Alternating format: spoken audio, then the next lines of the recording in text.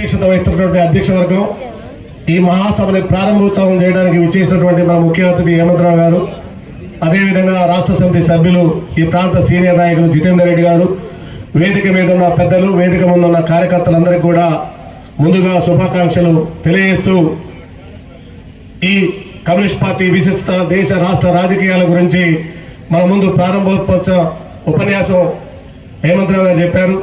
ఈ మండలంలోని రాజకీయ పరిస్థితుల గురించి కూడా రెడ్డి గారు కొంత వివరించారు.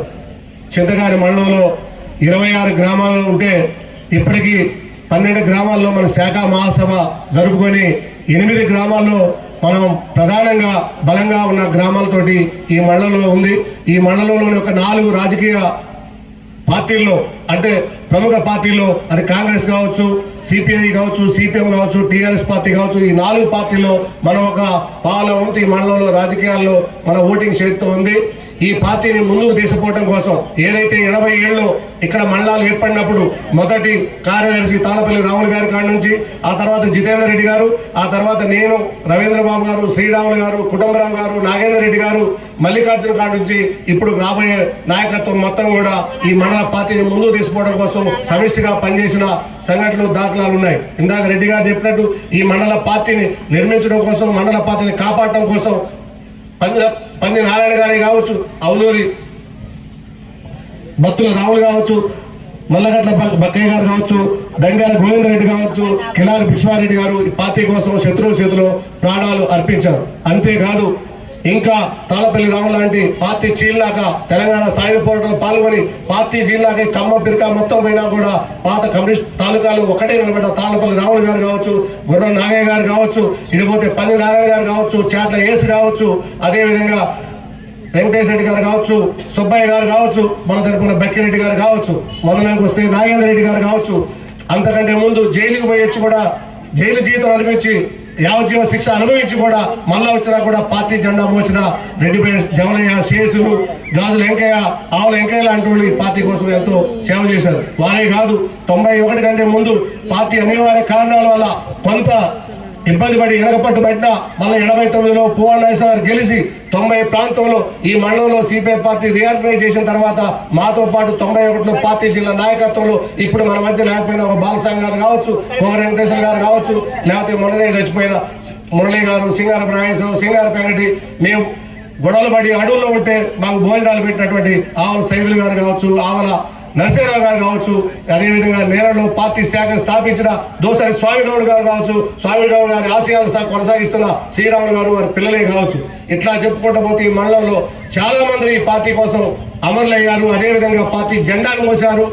ఆ తరం నుంచి ఈ తరం వరకు ఒక తరం వెళ్ళిపోయింది.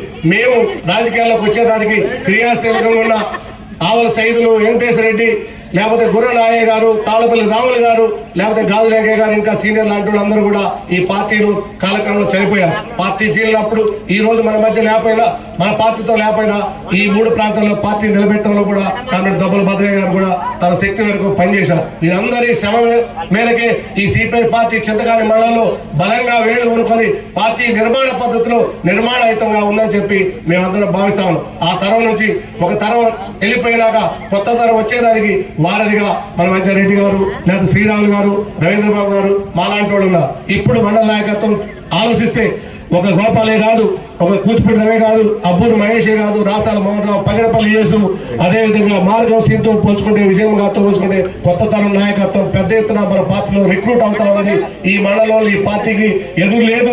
ఈ మండలంలో ఈ పార్టీని కాపాడుకోవడంలో, నిర్మాణంలో కానీ అభివృద్ధిలో కానీ ఏ పార్టీకి మనం ఈ మండలం తీసుకో. అంతేకాదు ఈ మండల రాజకీయాల్లో కానీ, ఈ మండల అధికారులు కానీ, ఈ మండలంలో మన పార్టీ ఒక అజాత శత్రువుగా ఉంది. ఏ పార్టీకి వ్యతిరేకంగా కానీ, ఏ వర్గానికి వ్యతిరేకంగా కానీ, ఎలాంటి అవినీతి కార్యక్రమాల్లో కానీ, అసాంఘిక కార్యక్రమాల్లో కానీ పాల్గొనకుండా ఈ పార్టీని మనం కాపాడుతూ ఉన్నాం. అంతేకాదు పాతలపాడుకు వచ్చినా కానీ తొమ్మలపల్లి వెంకయ్య గారు, మండిపూడి చెన్నాసయ్య గారు, ఇలాంటి అందరూ కూడా ఈ పార్టీలో పనిచేసి అమరులయ్యారు.